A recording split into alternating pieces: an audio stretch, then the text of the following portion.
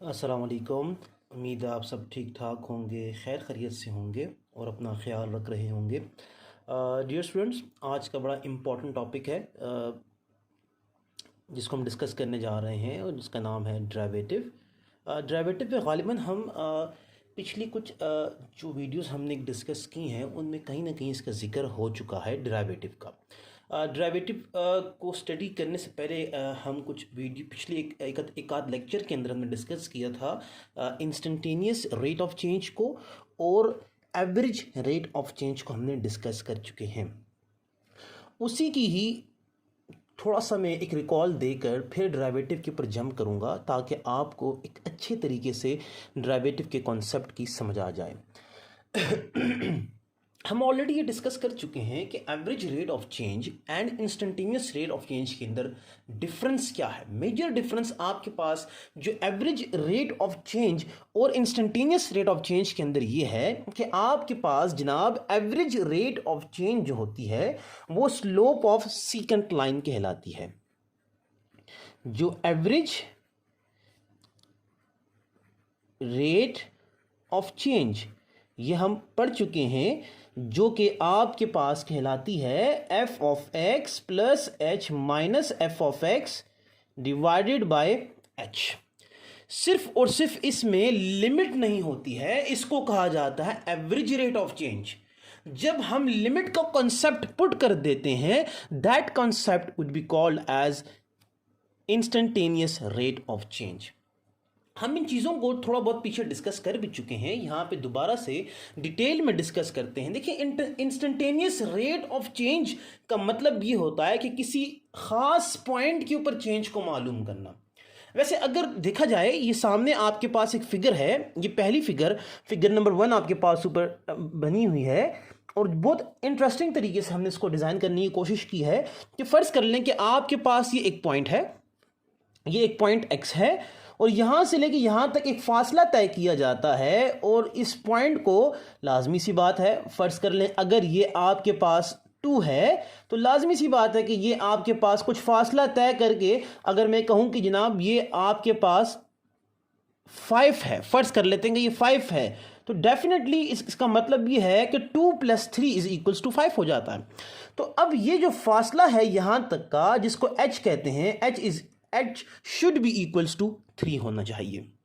तो कहने का मकसद ये हुआ कि एक पॉइंट ये है, इसकी इमेज आपके पास ये पॉइंट है, और इस पॉइंट की इमेज आपके पास यहां पर आती है, जिसको हमने नेमिंग की हुई है। नेमिंग आपके सामने नजर आ रही होगी। एक को हमने P से रिप्रेजेंट किया हुआ है और एक को हमने Q से रिप्रेजेंट किया हुआ है।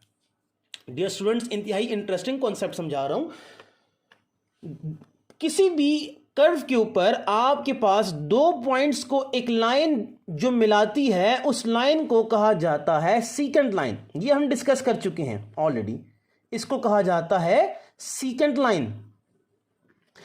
अब आपके पास जनाब इन दोनों के दरमियान ये 2 पॉइंट्स हैं। हम एक बेसिक स्टडी कर चुके हैं ऑलरेडी कि जिसको simple as it is slope कहा जाता है, सिंपल स्लोप कहा जाता है। सिंपल स्लोप का फॉर्मूला आपके पास क्या है, फर्ज कर लें कि m = y2 - y1 divided by x2 - x1। बिल्कुल लिख सकते हैं ये, इसको आप बिल्कुल इस अंदाज में लिख सकते हैं कि f of x2 minus F of x1 divided by x2 minus x1। इसको भी सिंपल स्लोप कहा जाता है। अब ये सेम एज इट इज यही है जो अगर आपको नजर आ रही है कि 2 पॉइंट्स हैं एक कर्व के ऊपर, 2 पॉइंट्स आपको नजर आ रहे हैं, जो कि एक पॉइंट ये है, एक पॉइंट आपके पास ये है। तो इन दोनों की दरमियान, इन 2 पॉइंट्स के दरमियान जो स्लोप होती है, मींस यहां पे आपके पास ये y1 है, ये आपके पास y2 है, तो डेफिनेटली इन दोनों के दरमियान की जो स्लोप होगी, जिसको फॉर एग्जांपल कहा जाता है कि ये y2 है, ये नजर आपको यहां पे नीचे आ रहा होगा, जरा गौर करिएगा, इधर फोकस करें। ये f of x y1 है, ये आपके पास y2 है, ये x1 है, ये x2 है। तो बिल्कुल इसको लिखने का अंदाज अगर जरा गौर करिएगा कि अगर आपको नजर आ रहा हो, यहां पर नीचे देखें कि इधर x2 x2 आपके पास x प्लस एच है, माइनस x1 मीन्स के x, तो ये से कट जाता है तो अगेन h रह जाता है, मीन्स के f of x plus h minus f of x divided by h, ये चीज आपके पास basically slope of secant line कहलाती है। अगर ऐसे लिखें तब भी कोई फर्क नहीं पड़ता, ऐसे लिखें तब भी कोई फर्क नहीं पड़ता, ऐसे लिखें तब भी कोई फर्क नहीं पड़ता। इसका मतलब भी है कि तीनों एक ही चीजें हैं। तो एवरेज रेट ऑफ चेंज जो कि दो पॉइंट्स के दरमियान में डिस्कस किया जाता है, और इंस्टेंटेनियस रेट ऑफ चेंज, इनमें फर्क होता है। अब चूंकि आपके पास जनाब ये दो पॉइंट्स के दरमियान की स्लोप इस लाइन को तो सेकंड लाइन कहते हैं, तो डेफिनेटली इससे जो स्लोप डिजाइन की जाएगी उस स्लोप को आप definitely slope of second line कहेंगे। अच्छा, अब फर्दर जो कॉन्सेप्ट है हमारा वो आ जाते हैं डेरिवेटिव के ऊपर। मैं डेरिवेटिव के साथ ही इंस्टेंटेनियस रेट ऑफ चेंज को कनेक्ट करूंगा, क्योंकि याद रखें कि इंस्टेंटेनियस रेट ऑफ चेंज और कुछ भी नहीं है, वो डेरिवेटिव ही कहलाता है। इंस्टेंटेनियस रेट ऑफ चेंज का मतलब यह है, अगर आप इधर सादी सी इंग्लिश भी लिखी हुई है किसी भी फंक्शन की, आप डेरिवेटिव को फाइंड आउट करते हैं किसी खास पॉइंट के ऊपर। यहां पे जरा गौर करिएगा कि यहां पे ये दो पॉइंट्स के दरमियान की स्लोप को फाइंड आउट किया जा रहा है, लेकिन जब डेरिवेटिव का कॉन्सेप्ट आ जाता है, जब भी डेरिवेटिव का कॉन्सेप्ट आ जाता है, तो वहां पे याद रखें कि डेरिवेटिव हमेशा एक सिंगल पॉइंट के ऊपर जो चेंज होती है उसको फाइंड आउट किया जाता है। नाउ क्वेश्चन ये है कि कैसे मालूम किया जाता है। अब यहां पर देखें, जो डेरिवेटिव होता है बेसिकली याद रखें कि डेरिवेटिव ले लें या इंस्टेंटेनियस रेट ऑफ चेंज ले लें, इंस्टेंटेनियस रेट ऑफ चेंज को स्लोप ऑफ टेंजेंट लाइन कहा जाता है। ये चीज हम ऑलरेडी स्टडी कर चुके हैं। देखिए, फर्ज कर लें कि आपके पास एक पॉइंट ये P था, एक पॉइंट ये Q था, ठीक है। अब आपका ना जो टारगेट है कि भाई इंस्टेंटेनियस रेट ऑफ चेंज को किस तरीके से मालूम करना है, मींस के डेरिवेटिव किसी भी एक पॉइंट के ऊपर चेंज को फाइंड आउट कैसे किया जाता है, किसी एक खास पर्टिकुलर पॉइंट के ऊपर चेंज को कैसे मालूम किया जाता है, वो चीज अब डिस्कस करने जा रहे हैं। यहां पे तो चेंज आप दो पॉइंट्स के दरमियान के स्लोप को, चेंज मींस यहां पे स्लोप का ही कंसेप्ट है, तो यहां पे इजीली मालूम किया जा सकता है। लेकिन आपके पास जनाब यहां पर इधर आपके पास सिर्फ मेरा सवाल यह है कि इस पॉइंट के ऊपर मालूम करना है स्लोप को। अब इस पॉइंट के ऊपर स्लोप को मालूम करने का तरीकेकार ये होगा, याद रखें कि ये एक पॉइंट है, एक लाइन जो बिल्कुल इसको टच करके सीधा जा रही है, इस लाइन को कहा जाता है टेंजेंट लाइन। अब इस लाइन की जो स्लोप होगी, वो slope, that slope would be your derivative, that slope would be your instantaneous rate of change. कैसे मालूम किया जाता है वो भी एक सवाल है। इसी इंस्टेंटेनियस रेट ऑफ चेंज के अंदर लिमिट का कॉन्सेप्ट आ जाता है, ये बात याद रखिएगा। बहुत इंतहाई इंटरेस्टिंग कॉन्सेप्ट समझा रहा हूँ, ये मैं बता भी चुका हूँ ऑलरेडी। अच्छा, गौर करिएगा, तरीक़ेकार क्या होता है। तरीका ये होता है कि वही आपके पास, ये आपको नज़र भी आ रही होगी, ये चीज़ आपको नज़र आ रही होंगी। ये अगर फॉर एग्ज़ाम्पल मैं ये पिछली ही आपकी जो ऊपर पिक्चर दी हुई है उसी की कंटिन्यूएशन है। फर्ज कर लें कि ये आपके पास एक पॉइंट H है, ये एक पॉइंट X प्लस H है, इमेज है दोनों। अब एक पॉइंट के ऊपर चेंज को मालूम करने का कॉन्सेप्ट समझा रहा हूं, ये समझें आप जरा सा, बहुत इंपॉर्टेंट है आपके लिए।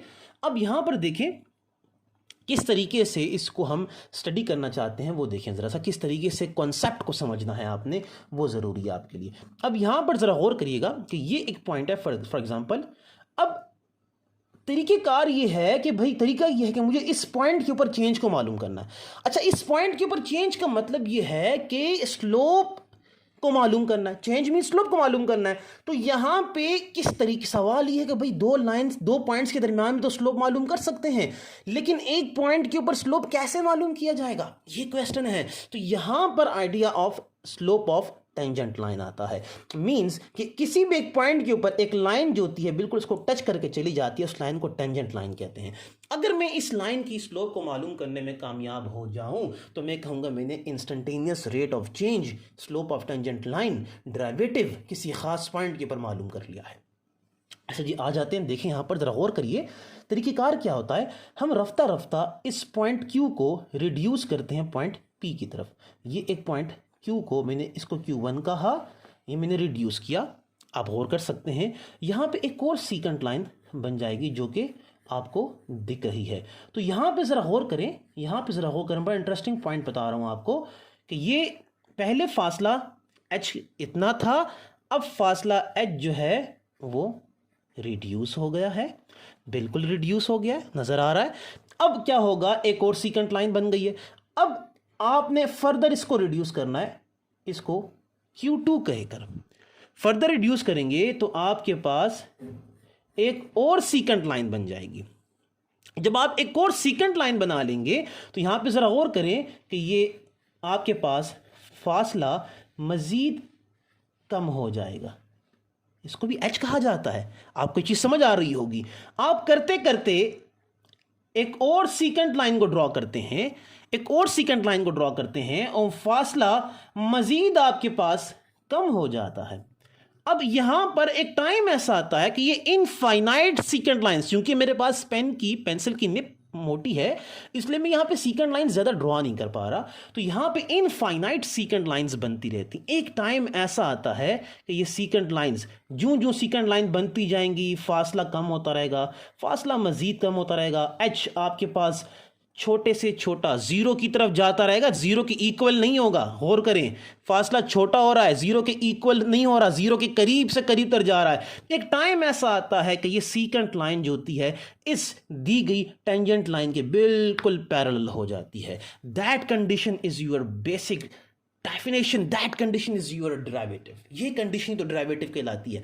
इस सिचुएशन को क्या कहा जाता है, लिखने का अंदाज ये होता है कि किसी एक खास पॉइंट x के ऊपर डेरिवेटिव किस तरह निकालते हैं कि लिमिट h जीरो की तरफ जा रहा है, फासला रिड्यूस हो रहा है और बाकी सेम एज इट इज वो इस चीज आपने लिख देनी है। इसको कहा जाता है डेरिवेटिव। ये हमारे पास एक डेरिवेटिव का फार्मूला है। इंतहाई इंटरेस्टिंग कॉन्सेप्ट आपके साथ शेयर किया है मैंने। इसको डेरिवेटिव कहा जाता है।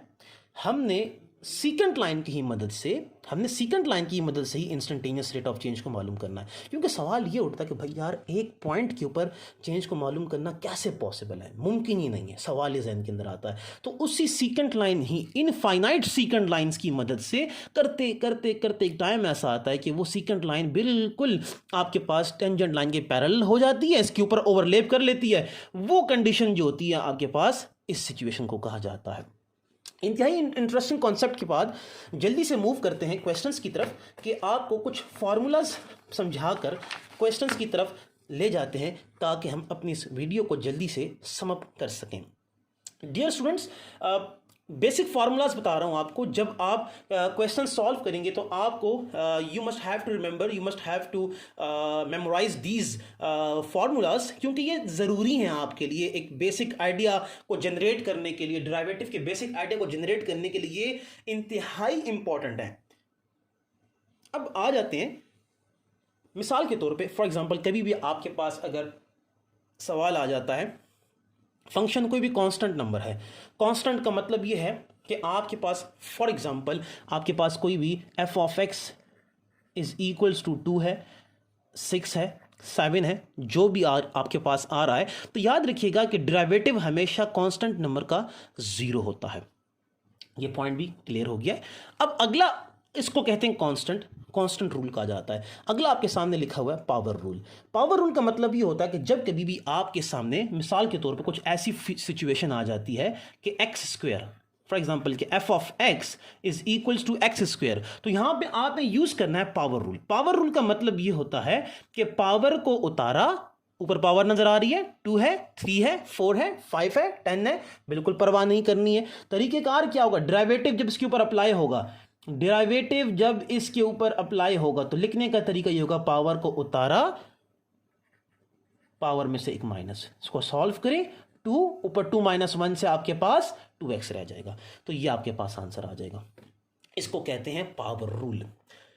अब फॉर एग्जांपल मिसाल के तौर पे ऐसा भी हो सकता है कि आपके पास जनाब एक और फार्मूला बेस को कहते हैं कांस्टेंट मल्टीपल रूल। अब कांस्टेंट मल्टीपल रूल किसे कहा जाता है स्टूडेंट्स, यहां पे जरा गौर करें। मिसाल के तौर पे आपके पास फंक्शन है f of x is equals to 4x या 4x स्क्वायर कर दें, तो ये जो 4 है यहां पे एज ए कोफिशिएंट लिखा जा रहा है। 4 कोफिशिएंट है, तो याद रखें जब डेरिवेटिव अप्लाई होगा तो 4 बाहर लिखा जाता है, और डिराइवेटिव जो है वो एक्स स्क्वायर के ऊपर अप्लाई हो जाता है। तो आप इसके ऊपर मजीद इसको सिंप्लीफाई करते हैं, 4 अपनी जगह पे रखें, वही फार्मूला अप्लाई करें, पावर को उतारा, पावर में से एक माइनस कर दें, आपके पास इसको सिंप्लीफाई इजीली किया जा सकता है। इस 2 को इससे 4 से मल्टीप्लाई करें, इससे 8 आ रहा है और इससे x की पावर 1 रह जाएगी। तो इसको लिखते हैं 8x लिखने का तरीकेकार है। आई थिंक सो बहुत इंटरेस्टिंग और बहुत आसान कॉन्सेप्ट मैं आपको समझा रहा हूं। इसमें याद रखें, अगर डायरेक्ट आपके पास कांस्टेंट नंबर हो तो आप जब डेरिवेटिव अप्लाई करेंगे, तो जब यहां पर डेरिवेटिव अप्लाई होगा तो इससे 0 आ जाएगा। लेकिन यहां पर सिचुएशन ऐसी है कि ये 4x स्क्वायर है, तो 4 एज ए कोफिशिएंट पड़ा हुआ है यहां पर, तो 4 आपके पास बाहर निकल आएगा, एक्स स्क्वायर के ऊपर डेरिवेटिव अप्लाई होगा तो यह आंसर 8x आ जाता है।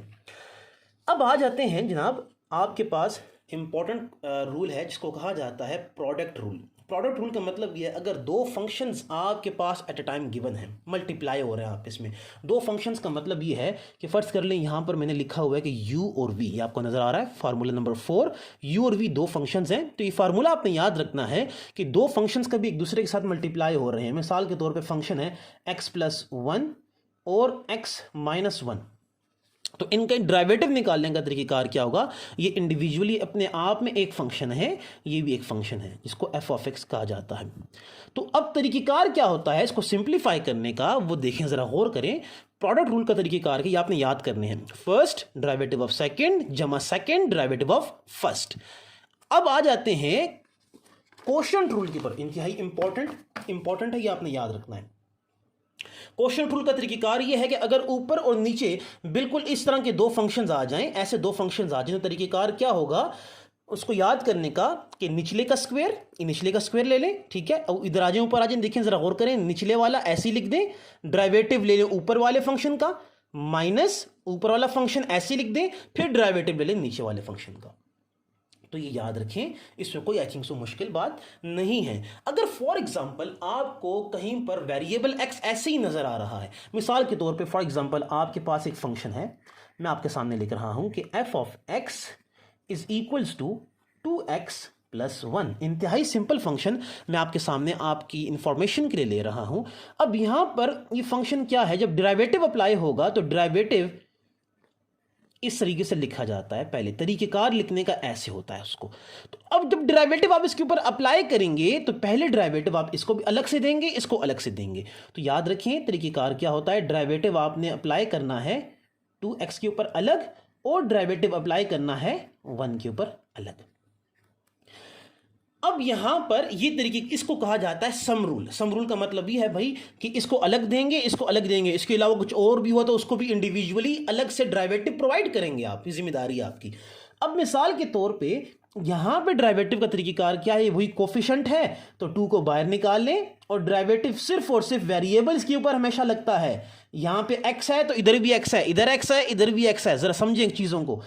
अब 1 आ रहा है, 1 मीन्स सिंपल कांस्टेंट है, इसमें और इसमें जमीन आसमान का फर्क है, ये 1 अकेला पड़ा हुआ है, यहां पे 2x है, 2 मीन्स x के साथ कोफिशिएंट है, कोफिशिएंट समझने की कोशिश करें, ये x का कोफिशिएंट है, इसके साथ जुड़ा हुआ है, इसका हिस्सा है, तो 2 को बाहर निकाल देते हैं। यहां पे 1 अकेला है तो यहां पे 1 जो है आपके पास एज ए कांस्टेंट, इसको 0 कर दें।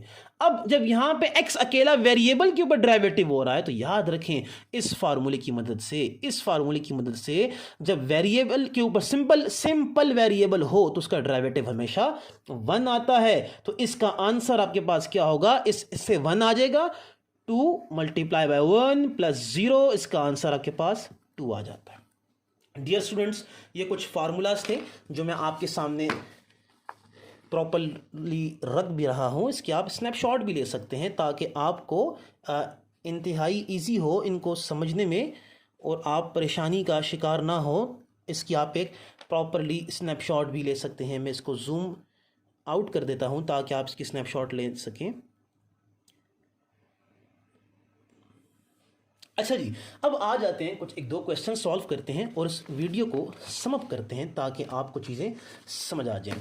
डियर स्टूडेंट्स, यहाँ पर आ जाएं, इंतहाई इंटरेस्टिंग मैंने आपके लिए क्वेश्चंस कुछ सॉल्व किए, ये देखते हैं ये क्या कह रहे हैं आपको। एक्सरसाइज 3.2 थॉमस फिनी की बुक को हम फॉलो कर रहे हैं। क्वेश्चन नंबर 2 मैंने आपके लिए लिया, इंतहाई सिंपल, वही फार्मूलाज आपने याद रखने हैं। ज़रा गौर करें, यहाँ पर मेरे साथ सब मिलकर इस चीज़ को सॉल्व करें। ये फंक्शन आपके पास differentiate with respect to x, मैंने बड़े बच्चों की तरह स्टेप किए हुए हैं। यहाँ पे देखें, derivative D by d x को हम ये इसको बेसिकली ऑपरेटर कहा जाता है, ये भी याद रखें। अच्छा, ये ऑपरेटर होता है, और d y by d x collectively इसको कहा जाता है डेरिवेटिव। अब डी बाई डी एक्स जब आप एक ऑपरेटर जो इस फंक्शन पे अप्लाई हुआ है, तो एक्स स्क्वायर को अलग, इसको अलग, इसको अलग दिया, ठीक है। अब यहाँ पर देखें पावर रूल यूज हो रहा है, पावर को उतारा, पावर में से एक माइनस, ज़रा गौर करें, 2 - 1 से तो 1 आएगा, इससे x से 1 आएगा, 8 से 0 आ जाएगा, सिंप्लीफाई कर दें, ये आपके पास आंसर आ जाएगा। अगले क्वेश्चन की तरफ चलते हैं। क्वेश्चन नंबर 14 इंपॉर्टेंट और इंटरेस्टिंग क्वेश्चन है, जरा गौर करें। y is equal to x - 1 into x square plus x plus 1, दो अलग अलग फंक्शन है, ये एक अलग फंक्शन है, ये एक दूसरा फंक्शन है। दो फंक्शंस आपको नज़र आ रहे हैं। हमने लिखना है differentiate with respect to x. याद रखें कि यहाँ पे जो वेरिएबल आपको नज़र आ रहा है, चाहे वो x है, चाहे वो z है, चाहे वो w है, चाहे वो s है, तो उसी से ही विद रिस्पेक्ट टू लिखने का तरीक़ेकार होता है। Differentiate with respect to x का मतलब ये होता है कि आप y के साथ भी ऑपरेटर अप्लाई कर रहे हैं और इस साइड भी आप ऑपरेटर को अप्लाई कर रहे हैं।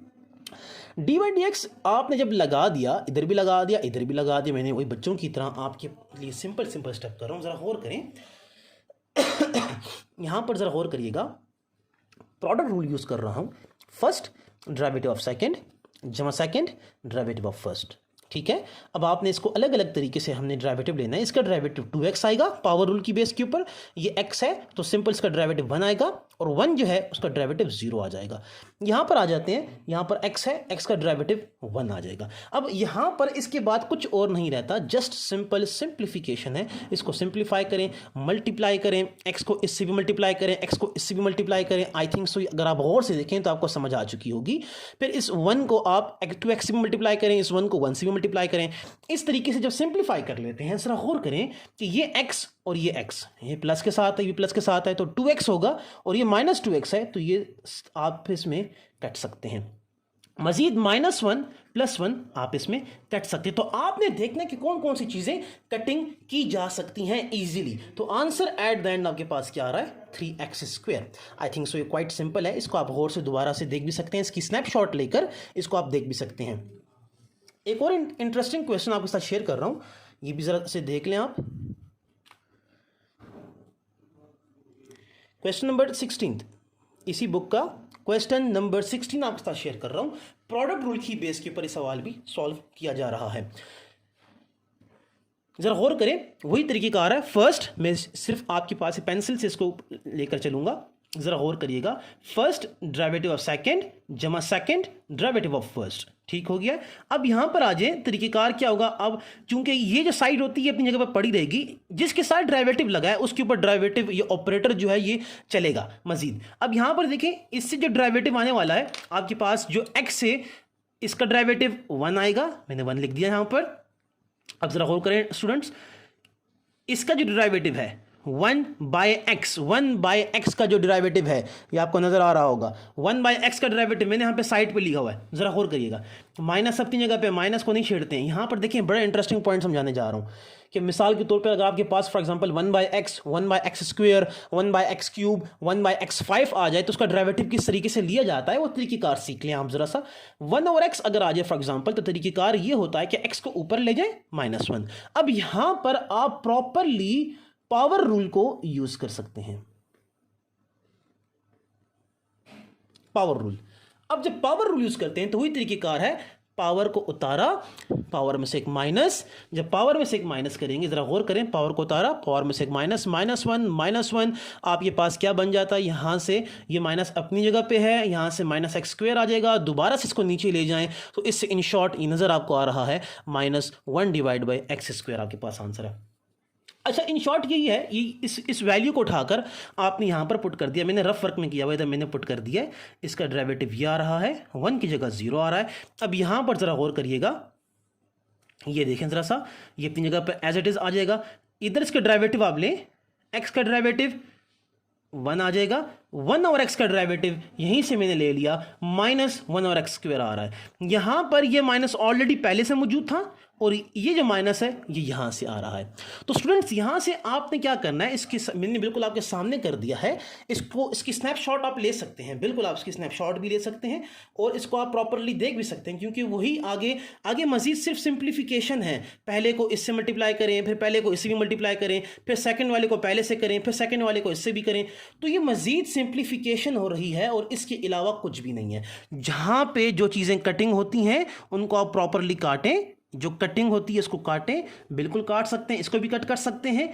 यहां पर देखें आप, ये इससे मल्टीप्लाई हो जाएगा, इससे x³ आ जाएगा। सिर्फ और सिर्फ आप इनको स्नैपशॉट लेके जरा सा गौर करके देखें तो आपको आई थिंक सो ये सिचुएशन जो है ये समझ में आना शुरू हो जाएगी। यहां पर देखें मजीद कटिंग भी हो सकती है, 1/x, ये 1/x मीन्स कि ये 2 1/x हो जाएगा, 2 हो जाएंगे, तो ये 2 1/x, ये देखिए यहां पे जरा गौर करें, -1/x, -1/x मीन्स -2 1/x, तो ये +2 1/x आ जाएगा, ये -2 1/x आ जाएगा। तो मजीद आपने इन चीज़ों को अपने लिए आसान से आसान तर करते रहना है। जब आप ये आपके सामने मैंने पेज रखा हुआ है, स्टूडेंट्स ज़रा गौर से देखें इसको, यहाँ तक आ जाएं, बिल्कुल इसको समझें, ठीक है। बिल्कुल हम अब अगले स्टेप पे जा रहे हैं। ये मजीद सिंप्लीफिकेशन जब हमने की, ये मजीद सिंप्लीफिकेशन की तो इस क्वेश्चन को हमने सॉल्व कर दिया। बिल्कुल आपको ज़रा गौर से देखें, जस्ट सिंप्लीफिकेशन है और कुछ भी नहीं है। आखिरी क्वेश्चन की तरफ आ रहे हैं। बिल्कुल इस वीडियो को ज़्यादा लार्ज नहीं करते हैं और इस वीडियो को समअप करने की कोशिश करते हैं और इंतहाई इंटरेस्टिंग कॉन्सेप्ट आपको देकर इस वीडियो को मैं एंड करूँगा। यहाँ पर ज़रा गौर करें, इसको ये क्वेश्चन मैंने आपकी खातिर किया है कि ताकि आपको क्वोशिएंट रूल अगर आपके सामने आ जाए तो उससे भी आपको कोई प्रॉब्लम ना हो और आप इजीली क्वेश्चन को सॉल्व कर सकें। अगर आपके पास डिवाइड की फॉर्मेट में ऊपर नॉमिनेटर में फंक्शन है, डिनोमिनेटर में फंक्शन है, आ जाए तो किस तरह सिंप्लीफाई करते हैं ये आपके सामने है। सबसे पहले तो इसकी आप स्नैपशॉट ले लें ताकि आपको स्नैपशॉट से एक तरीके से आइडिया मिल जाता है, आप उसको बार बार प्रॉपरली देख सकते हैं। अब यहाँ पर देखिए, निचले का स्क्वायर वही तरीकेकार है, निचले का स्क्वायर, निचला डेरिवेटिव ऑफ ऊपर वाला फंक्शन माइनस ऊपर वाला फंक्शन, डेरिवेटिव ऑफ नीचे वाला फंक्शन। अब इसको मजीद सिंप्लीफाई करने की कोशिश करें। कैसे सिंप्लीफाई करते हैं? जिसके साथ डेरिवेटिव है हर एक को इंडिविजुअली डेरिवेटिव देना शुरू कर दें। 2x का डेरिवेटिव आपको पता है सिर्फ 2 आएगा। इस तरीके से x² का डेरिवेटिव आपको पता है 2x आएगा। यहाँ पे भी 1 कांस्टेंट है, यहाँ भी 1 कांस्टेंट है, तो 1 से 0 आ जाएगा, 1 से 0 आ जाएगा। सिर्फ देखिए मैं क्या कर रहा हूँ, मैंने जस्ट सिंप्लीफिकेशन की है और कुछ भी नहीं किया, ठीक है। तो आपने हर एक को इंडिविजुअली देना है। अब यहाँ से आ जाए, इधर 2 + 0 मीन्स जस्ट 2 आ जाएगा, मल्टीप्लाई हो रहा है। इधर देखिए 2x - 0, ये 2x मैंने इसके साथ ऐसे लिख दिया। अब इसके बाद क्या काम करना है? इसके बाद देखिए जस्ट सिंप्लीफिकेशन है, मल्टीप्लाई करना है, मजीद सिंप्लीफाई करते रहें इसको, इससे मल्टीप्लाई करें, इसको इससे मल्टीप्लाई करें, ये ऐसे बन जाएगा। अब इसको मजीद सिंप्लीफाई किया जा सकता है, -4x², 2x² -2x² आ जाएगा। ज़रा गौर करें, सबसे आखिरी स्टेप मैंने यहाँ पर क्या किया है, मैंने यहाँ पर माइनस लिया है और ये आपके पास रिक्वायर्ड आंसर है। उम्मीद करता हूँ कि आपको ये क्वेश्चंस, आपको डेरिवेटिव का बेसिक कॉन्सेप्ट समझ आया होगा और आपने इंजॉय की होगी वीडियो और आपने काफ़ी ज़्यादा लर्न किया होगा। अपना फीडबैक दीजिए, इस वीडियो के नीचे अपना फीडबैक को रिकॉर्ड करें ताकि इंशाल्लाह मज़ीद आपके साथ अच्छी अच्छी वीडियोज़ को शेयर किया जा सके। अपना और अपने घर वालों का ख्याल रखिएगा। Thank you very much.